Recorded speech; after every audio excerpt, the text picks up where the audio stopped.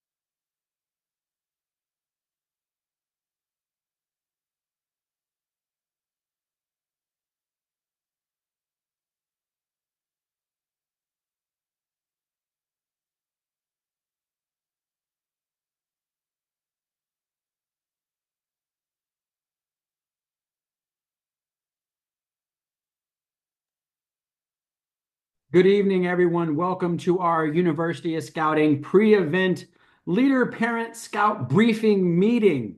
We're going to get started here. I got 7 o'clock straight up. So we're going to dive right in. Hopefully, I'll only keep everybody about 30 minutes this evening, as I hope to just answer many of the questions and things that you guys may have with regards to our University of Scouting. So let's jump right in. So first and foremost, please put all your questions in the chat function. I'll make sure those get answered before the meeting ends. Please do not unmute and ask questions, mainly because we are recording this meeting and we want to be able to put this out to everybody else that couldn't make it on tonight's call or the call that we're going to have in a couple of weeks. So those are the ground rules for tonight.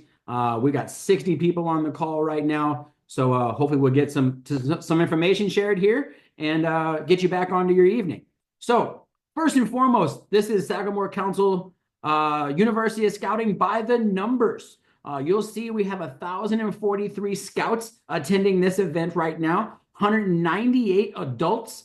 That is an 80% increase over our event last year, which had 687 total participants. We've grown by 80% this year, mainly because we are offering 104 merit badges at this event, when historically we offered anywhere between 21 and 32, as you can see on the chart there. This is what we believe. No one has proved us wrong. The largest University of Scouting or merit badge college that we have in Scouting America in terms of the amount of badges that we are offering. It is not uncommon to get 1,000, 1,200 scouts or participants to an event, but to have 104 of the 137 merit badges being offered, we don't believe this is happening anywhere else in the country except right here in North Central Indiana. So you're a part of something special this year. We also have scouts coming from 320 different units, packs and troops alike, significantly more than what we've ever had at this event. And they're coming from 39 different scouting councils in 14 different states. As far west as California and Arizona, as far east as New York and New Jersey, North Dakota, everything that touches Indiana, and a state or two in between. You will see here, last year, our completion rate on merit badges was 77%. So this is not something that you just walk into and you're guaranteed to get a merit badge. The intent is there for you to earn the merit badge or merit badges that you are set up to earn. But there's also prerequisites for many of the classes. And if a scout's not being an active learner in the class, they're not going to get credit for participating. And that is at the discretion of the counselor for that particular class, whether or not those scouts get credit for what they're supposed to have completed that day. If they're supposed to be prerequisites and they don't get them done, those turn into post-requisites, and you'll be able to communicate with your instructor after the event on things that need to get cleaned up on the back end. All right, so you're gonna all converge at Purdue University on Saturday, December 7th. And so just a couple of things for you to note. Number one, there are 3 parking garages. All of our parking garages here have handicap spaces if you need those. There's the Northwestern Avenue parking garage, University Street, and Grant Street. You'll see there that Northwestern and University are both free all day long. Grant Street is paid hourly. It's $3 for the first 60 minutes, $1 each hour for the 2nd through 8th hours, and a daily max of $10. Okay, credit card payment only. And you pay for the Grant Street garage in the lobby of that garage before you return to your vehicle. So we'll get more to the map here in just a moment. If you're coming to campus and you're just going to be there all day, University Street is going to be your best option, followed by Northwestern. It's just a little bit shorter of a walk to where we're going to be from University as opposed to Northwestern. Okay. If you're going to have to leave and come back to campus, Northwestern is going to be your best option when you return to campus, because that afternoon, the Christmas show will be playing. It's Purdue's annual Christmas production, and it's going to be playing in Elliott Hall of Music, the same place we're going to start our day. They're going to be in there that afternoon, and they're going to occupy many of the University Street spaces for their 12 o'clock and their 4 p.m. shows. So if you got to leave and come back, Northwestern is going to be your best option because it's a free one and it's not terribly far of a walk. Okay. So on campus, our volunteer staff and our professional staff that work for the Sagamore Council, we're all going to be in these light blue vests. Okay. When you have an event that has 12, 13, 14, 1,500 people at it, you don't know who's in charge if everybody's wearing a Scout uniform. So we got these amazing vests. They got Scouting America, Sagamore Council branded on the front. They say event staff on the back. Any person in a blue vest should be able to answer some frequently asked questions about the event. And if they can't, they're going to point you into a direction of somebody that can. But my hope is that everybody that dons one of these vests that morning and that day has enough information to be dangerous and answer any FAQs that you guys may have on site. Okay? All right, moving on. A-frames or sandwich boards, whatever you want to call them. There's going to be a bunch of these scattered around campus. Okay? Some of those have a QR code on them that looks like what you see here. That is to download our event app, which I'll get more into here in just a few moments. Some are going to have arrows that show you the direction to Elliott Hall of Music, which is where check-in and the opening ceremony is. Some are going to point you in the direction of the vendor midway and the trading post. Some are going to point you in the direction of the blood drive, and some will point you where lunch is at the class in 1950 lecture hall. Once you get into the Walk building, the Willamette Active Learning Center, WALC, in that building, there's a lot of things going on. We've got Cub Scout classes. All of our adult leader classes are in there, the vendor midway and the blood drive. And so there's going to be some signs in that building just directing you where to go as well. So pay attention to the sandwich boards out and about campus, especially in your walk from the parking garages to where you're going. You'll see those primarily in those high traffic areas. Okay.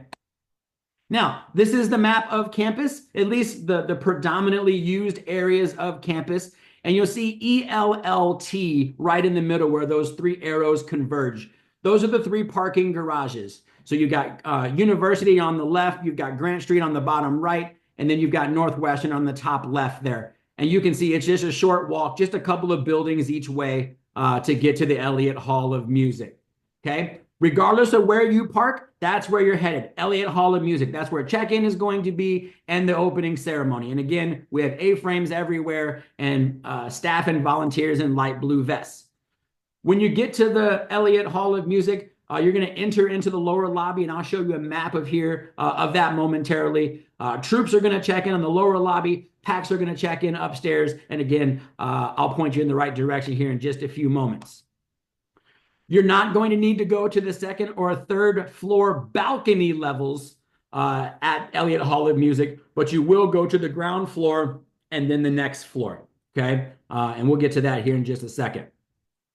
Registrants, when you get on site and you get checked in, for the first 1,000 registrants, now this is not the first 1,000 people that show up at the event, but the first 1,000 people that signed up to come to the event, you're going to get a free backpack that day. It's a Purdue backpack donated by the university with a bunch of local community swag in the backpack as a bonus for coming to the event. And those are going to be picked up on the main floor. So not the lower lobby, but the main floor. And again, I'll show you a map here momentarily for that. When you leave Elliott at the end of the opening ceremony, we need to get out of that building fire drill style. So if you see an exit, go out that door and head out where you need to go because they got to get set up for that Christmas show that's happening at noon. So get out of that building as quickly as you can, find an exit and head out that way, especially because we're going to have 13, 14, 1,500 people in the building. So get everybody out as quick as we can. And then police your trash that morning if you brought anything into that building. All right, so in the Walk building is where our vendor midway is going to be. That includes our trading post. Here's a list of all of the different vendors that are going to be on site that day. It's going to be open from 7 a.m. in the morning until whenever these vendors decide they want to leave. It is completely up to them. I've encouraged everyone to show up at 7. once registration begins, and to leave no earlier than just after lunch. That lunch rush between 12 and 1, maybe 1:30. So, but we're at the mercy of when the vendors want to leave. Our trading post is going to be at the vendor midway as well. If you pre-purchased either of our two special collector's edition CSPs, those are all sold out, but they're available to be picked up at the event. If you didn't suggest that we mail that to you in advance. If you ordered a black long sleeve or a hoodie, those will be in the week of the event, but not in enough time for us to mail them to you. So you will pick yours up at the trading post at the vendor midway if you pre-ordered a shirt and a hoodie. We will have very few shirts and hoodies on sale at the event. It was pre-order only, but we did round up a handful of the sizes, a couple, just to have some on site. All right. Also that day, we have a toy drive happening from 7 a.m. to 4 p.m. We're encouraging everybody to bring some toys or some clothes or some games for youth age 10 to 12 primarily. There will be a box truck that looks just like the one you see there on the screen that says the Russell Company. They have donated the box truck for the day, and we'll have some boxes in the box truck and try to fill up that box truck for a toy drive that's going to benefit a local shelter called Lafayette Urban Ministry that focuses on this event is focused on Jubilee Christmas, preparing families that may not have toys and things for the holidays. And then we're also having a blood drive in the Walk building. Remember that Wilmeth Active Learning Center, WALC. We'll have a blood drive in there that day. If you scan the QR code there at the bottom, you will be able to sign up for one of the 51 spaces that we have to give blood that day.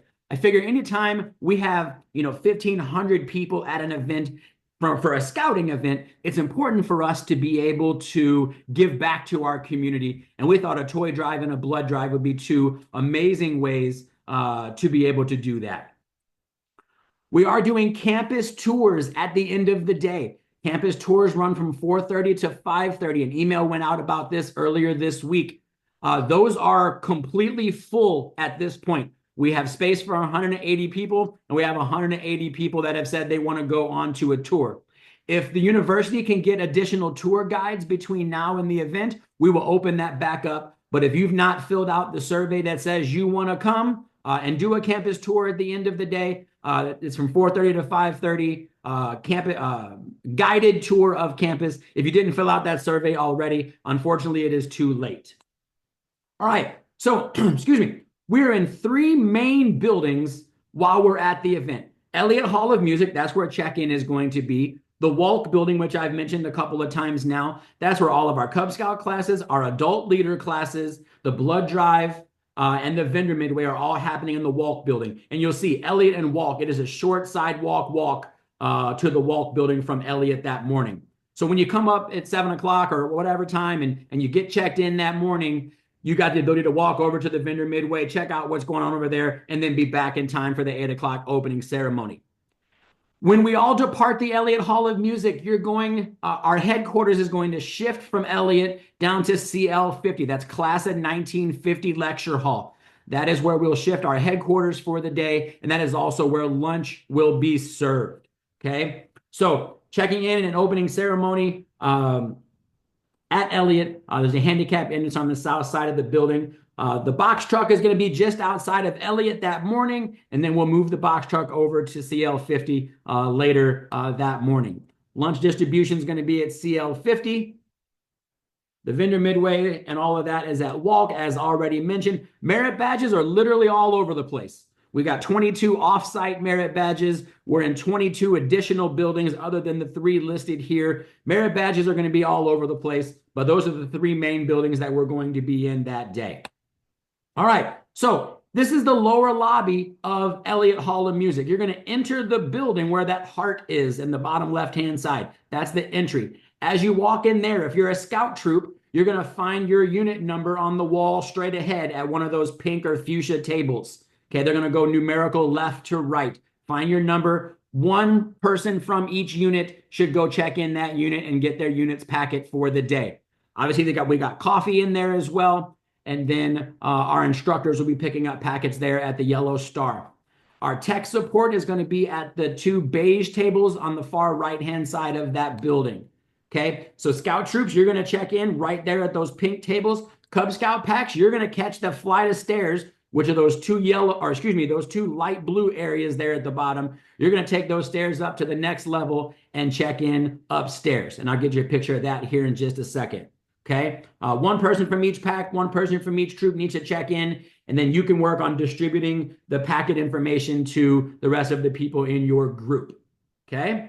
All right, and as mentioned, you can go over to the vendor midway first thing in the morning. They should be set up over there by 7. This is the breakdown for troops and what tables you're looking for. So if you're a troop or a crew, you're looking for the table that has your appropriate number, okay? And they're going to be on the walls behind the tables. Very easy for you to find. This is the second level. So when you get upstairs, on the left-hand side of the room is where the Cub Scouts are going to check in. Right-hand side of the room is where you're going to collect those backpacks. So in your welcome packet, when you pick it up at either downstairs or upstairs, those first 1,000 people that were registered, there's going to be a list in that packet that says these are the people that are eligible, if you will, to pick up a backpack. And then there will be some white raffle tickets in there as well. Each person that's supposed to get a backpack gets a white ticket. You redeem that white ticket at the purple tables for your backpack. You'll see at the top there, do not go into doors 1, 2, 3, or 4. We're going in doors 5, 6, 7, and 8. Okay, doors 1 through 4 should be locked. We're going into 5, 6, 7, and 8. And then when we get into the Hall of Music, we're sitting in sections 5, 6, 7, and 8. Okay, not in sections 1, 2, 3, and 4. Very simple.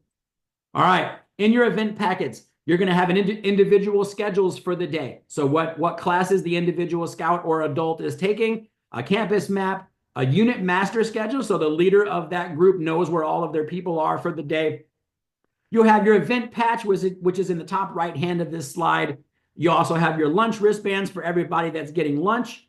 You'll also have lunch wristbands in there for the adults that purchased additional lunch. So the paid participants obviously get a lunch, both youth and adult. And then some people bought additional lunches for parents or whoever's siblings may be coming to the event as well. So there will be extra of those in there for those extra adults and a list to coincide with those. And then as mentioned, we talked about the white raffle tickets for the backpacks.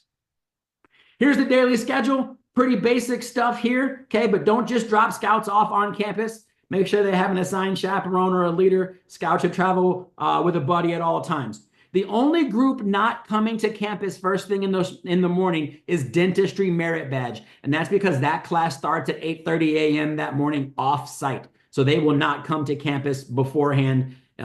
They will pick up their packet and backpacks if needed. They will pick those up when they get back to campus after lunch at the class of 1950 building. Check-in starts at 7 and runs until 8. So we got an hour to get checked in. Same thing with your backpack pickup and your participant packet pickup. Okay. Vendor midway runs 7 to 4 or until those vendors leave.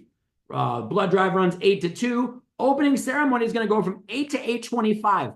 At 8:25, we're fire drilling out of that bad boy and heading to class. Some people have to get off campus to classes, and we give everybody else 30 minutes to get to their first class. Morning merit badge sessions start at 9, same as adult leader classes. Lunches from 12 to 1 at class in 1950.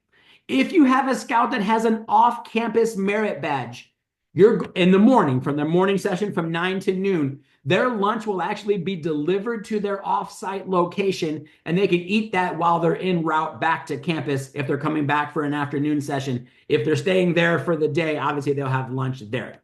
So everybody else is picking up lunch that's on campus at CL 50.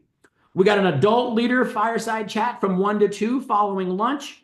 Afternoon merit badge sessions are from 1 to 4, and our merit badges are in 3-hour blocks. So it's either 9 to noon, 1 to 4, or it's a full day session from 9 to 6 or 9 to 4. Okay, so 9 to noon, 1 to 4, or all day 9 to 4. Okay, and then lastly, at the end of the day, 4:30 to 5:30 are those campus tours. All right, flag ceremony. We are looking for help with our opening ceremony, something similar to what you see in the photo there, where you have a bunch of flags representing multiple countries. we want to have a flag representing each of the councils that are coming to the event, okay? And so if you have a scout that would love to participate in the opening ceremony of this event, see if you can secure a council flag from your council office, or maybe just a troop flag from your troop. And then email me, brian.haverstick@scouting.org, or drop your scout's name and council in the chat function. And our hope is to get 39 scouts as a part of the opening ceremony. And you'll see the councils listed there that we already have confirmed. All right, lunch treats.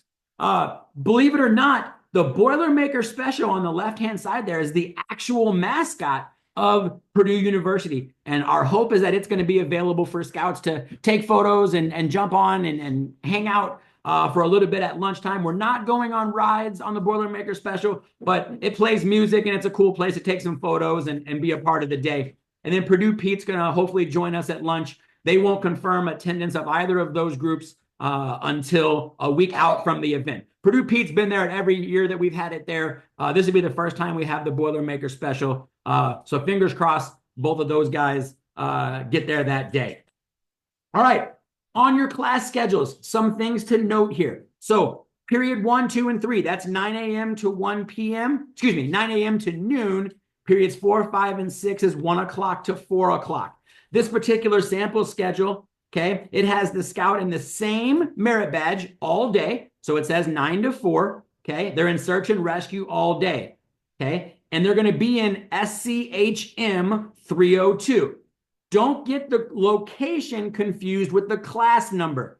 The class number is just the number that's in our system to identify what class that is. So from looking at this, pay attention to the green, not the red, okay? But in this particular case, this scout is in search and rescue all day long.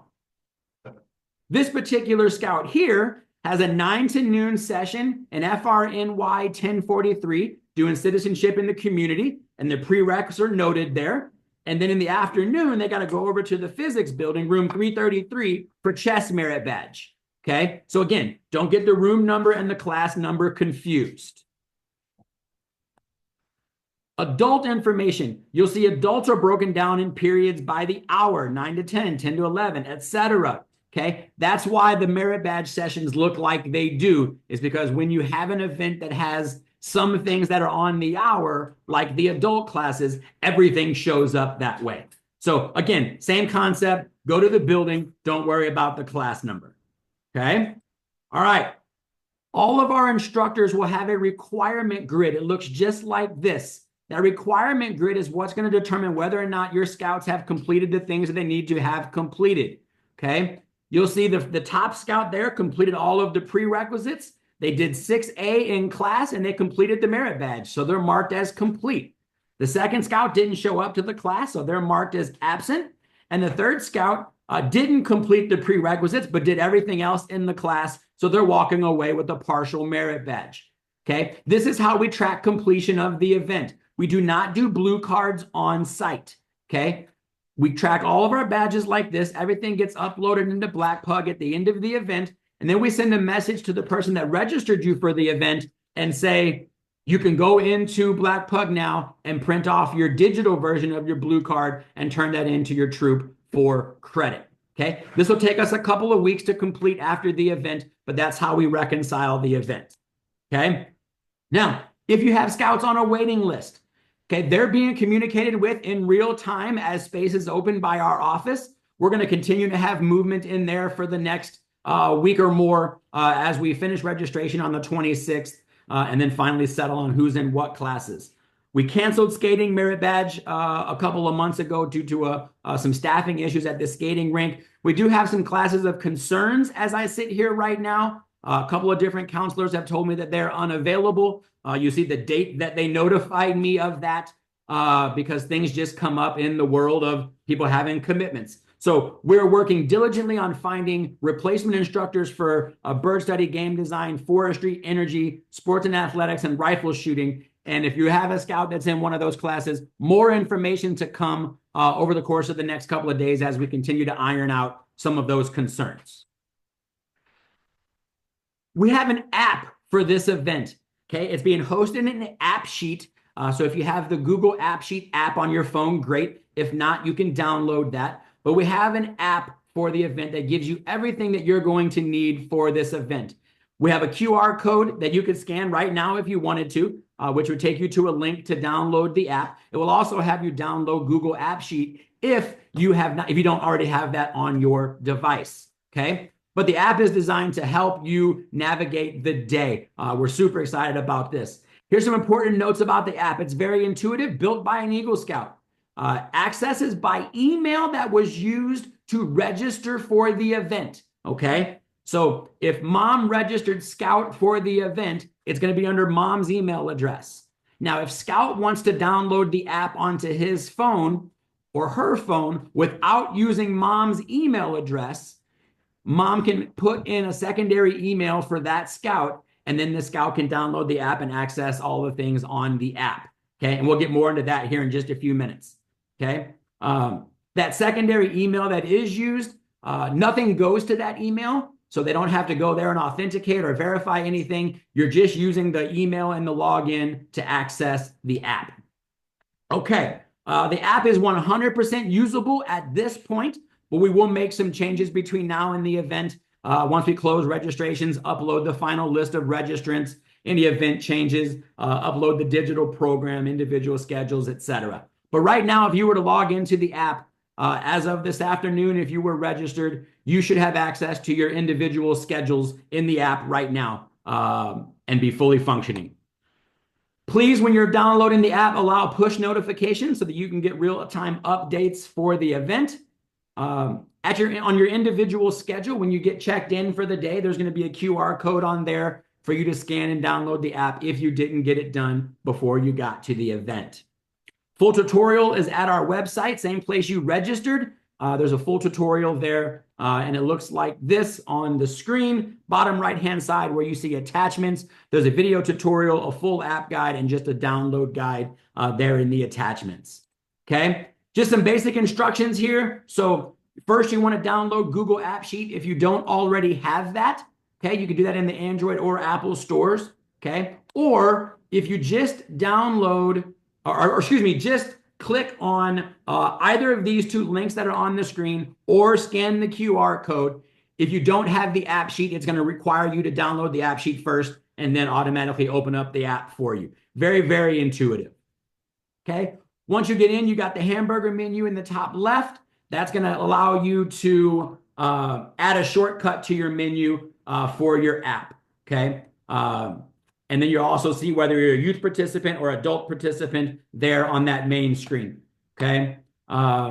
You'll see here on this slide, this is where you're going to put in that secondary email for your scouts to be able to have access to this. Think about this from the standpoint if Scoutmaster Billy registered 7 different scouts for the event, all 7 scouts would have to have Scoutmaster Billy's email to access this on their own device. But if Scoutmaster Billy goes in and goes ahead and assigns an email address to each of their scouts, then the scouts can download the app and be able to access their own individual schedules for the day. Okay. Now you see the adult and youth participation. That's what will pop up when you get logged in. Now I'm going to show you a quick video on how to navigate the app. Here we go. Welcome to the University of Scouting app.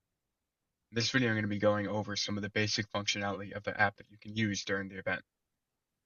So when you first log in with the email during registration, you'll most likely see your account as an adult participant and some other user if you're participating. If you're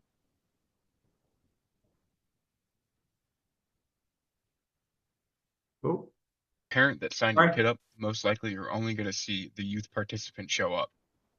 And I have both views here that we can look at both between the adult and the scout. So going back to the adult, if you're a scoutmaster or you signed up multiple scouts or you're just an adult, you'll most likely just see yourself and the other youth participant for the day. So to start, if you want your youth to be able to access their account, you're going to have to click on the youth participant, and then there's going to be a secondary email slot here. It'll be empty to start, but once you go into that account, they're going to enter in an email that they can use and log in with. So if you have a personal email for them, that'd be the best to use. Once they have an email set, all you do is click out and it should save, as you can see there. Going to the Scout account, once I log in with their account on that email, they will only be able to see their own account. They won't be able to see your adult account or any of the other scouts. When they're logged in with that Scout email on that account, they can only see themselves. So under the Scout account, I can see that that is the email that was put in under the adult account. And then I can see the primary email, which was the adult, which the adult account will have their own account and the primary email of any scout that they signed up under that email. For further help, refer to the guide or contact support for help on that. Once you have that set up, we'll go over the menu options. So on the left, you'll see the profile, which is the starting view when you open the app. The next one down is important information. It's highly suggested that you read through all this information before showing up to the event, as it has information about expectations, prereqs and blue cards, and the buddy system for the duration of the event. The next tab is the vendor midway. Here you can see the list of all the different places that are going to be present on campus at the vendor midway that you can come visit. The next tab is the sponsors. Here you can see the sponsors that help make this event possible. If you click on any of these links, and same thing with the vendor midway, it'll take you to an external link, and then you can see the sponsor and view some of the information. Next, we have the digital program. You're probably familiar with this as it links to just the PDF document of the program for the entire event day. So you can scroll through, or you've probably already seen most of the information here, but that is linked there for you if necessary. The next is the parking options. When you click on parking options, you'll see a list of all the available parking options for you to go to during the duration of the event. If you click on any one of these parking garages, it'll bring you to an interactive map where you can see where all three are in relation to main campus. Upon clicking on one of the parking garages, on your mobile view, this side tab on the right will most likely show up in the bottom, but it'll have the same functionality. You should see an option that says Get Driving Directions, which looks like a little car on that menu. Upon clicking on that, it'll bring you to your Google Maps or Apple Maps or whatever, and it'll show you the quickest way to get over there. If you're on campus and you're looking for walking directions, all you simply have to do is go to your GPS app that you're currently using and switch it from driving to walking. And it'll give you directions of how to walk there on campus. And you can do this with any of the parking garages available. The next tab is attractions and amenities. If you're staying overnight or staying a little bit longer after the event, there's just a list of some accommodations, restaurants, and things to do in the greater Lafayette area for you to pass your time. Next is emergency contacts. Here you will find different contacts for 911, Purdue Police Department, Purdue Fire, and the BSA incident reporting. It has relevant information upon you clicking on it to see the phone number for each one, which you can quickly click on your mobile device to phone call each one of them. Or if there's a website for that, it'll also have a link to their website. Specifically for the BSA incident reporting, if you notice an incident and you need to report it, you can easily click there and create a new incident. Now for the bottom tab, which will be the main majority of the functionality for the app. Upon clicking on individual schedule, you'll see a list of the individual schedule that you will have throughout the day and the time frame for each of those. So in the case for the adult test user that I'm logged in with on this side, we see that it shows the check-in block and it shows the location for that check-in. I can click on view on map and it'll bring me to the map and it'll show me that check-in location. So in this case, check-in is in Elliott. Going back to the schedule, I can see in period 1 from 9 to 10 a.m. I have CPR training. Once again, I can click on view on map and it'll bring me to a map that'll show me where that is on campus. Now when I click on this, I will go through that later in the map section, but you can see a list of the class names there. Same thing with lunch. If I were to click, it would bring me to that map. Now for the Scout user, if I were to click on their account, they can only see their own individual account. For the Scout user, they have dentistry in the morning and they have disabilities awareness in the afternoon. Once again, upon clicking on the view on map button, it'll take you to a map that'll show the location of each of those. On the adult view, you can see each of the individual scouts' schedules if you so desire. So if you have multiple scouts and you'd like to see their schedule, you can click through on here. Alternatively, if you go to profile and you click on their account, you can click on the view schedule button and it'll bring you directly to that scout. The next tab is the Maps tab. Clicking on this, on the left side and on the right side, you can see two different types of maps. On mobile view, these will show up as tabs on the top of your screen. For the live map, it'll show you the locations of parking, the 2 headquarters that we'll have throughout the day, all the classroom locations, and any off-campus classroom locations that are in this area. From down the list, the headquarters are denoted with the red H on the map. The parking is the purple P's on the map. The classroom is the green class icon on the map. And the off-campus locations are the pink paper airplane icons on the map.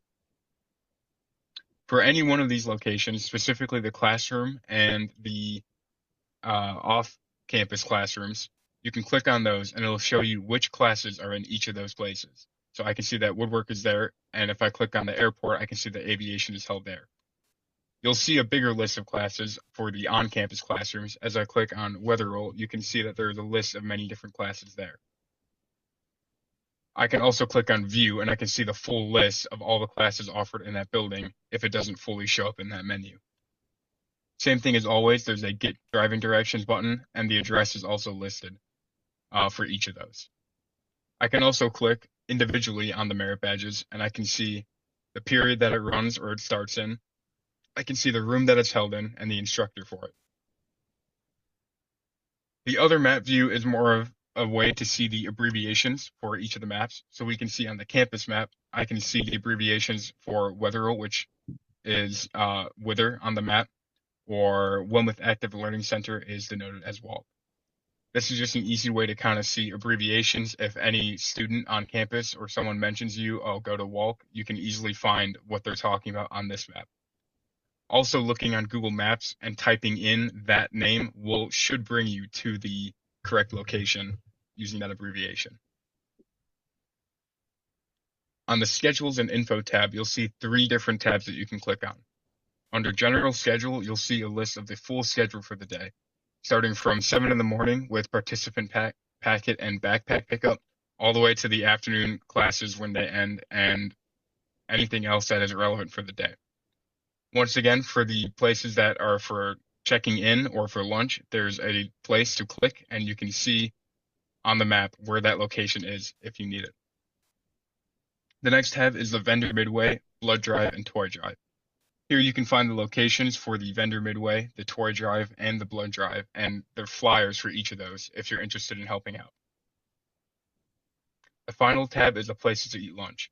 After you get lunch, which will be picked up at CL50, these are some of the locations you can go on campus if you would like to sit indoors and eat. As always, you can click on the View Map button for any of those buildings, and it'll show you where it is on a map in reference to yourself. For the Badge List tab, this will just simply show you a list of all the badges that are offered during the event. So you can scroll through and see the instructors and the start time for the event, as well as the room that they're going to be held in. Finally, on the Notifications tab, this is where you're going to see all the notifications that are sent out through push notifications through the app. So it is recommended that you have push notifications turned on so you see all these notifications as they come out live. If not, you can still occasionally check in here and see updates as they come in. So we can see a couple examples of 2 different types of notifications that can come through. The one in red is an emergency. So if there's an emergency on campus and it needs to be let known to everyone who is there, you'll see denoted in red with the title and a description, and an image can be attached as well based off of what that issue is. Otherwise, most of the notifications will probably be general notifications, which are denoted with an orange bell. Those are just simple notifications that tell you there's a lost item to go pick it up in Lost and Found or other general information that comes out. That should be it for the video guide. If you have any other questions, please refer to the documents that are written out in full for these apps. There's a short guide of how to set up a profile and the secondary email like I discussed at the start of this video. And then there is also a full guide that goes through each individual tab of this in case you still have any other questions or need help. Otherwise, please feel free to reach out for support and I will try and get back to you as soon as possible. Thank you. Welcome to the University of... All right, so I have answered all questions that are in the chat function. I'll give everybody about 30 seconds. If there's any additional questions that you want to throw in there, I can address them. I kept you 10 minutes longer than I thought we were going to take. It's 7:40, so I'll give everybody another second here to ask any questions that we may need. Someone did want to see the QR code again, so let me jump that back onto the screen. Let's go back up to the top. There we go. That screen right there should get you the QR code that you need to download the app. And we're going to send out all that information regarding the app in a follow-up email. But just so you got it. All right, let's see here. If there's no one to walk our BSA Scout, can a parent drop off Cub Scout and then walk about BSA? Yes, absolutely. Yeah, if you need to drop a scout off at the at their class and then chaperone somebody else in another class, no worries there. No worries there. Let's see here. We have a scout in our den who can no longer attend. Can we give the spot to a new scout in the same den? Yep, I don't have a problem with that. Just contact our office and we can make that switch. Not a problem. Let's see. Make sure we got everything else. I tried to answer everything during the video here. Let me just make sure that we got everything accounted for. We covered blue cards. Yes, everybody will get copies of the slides.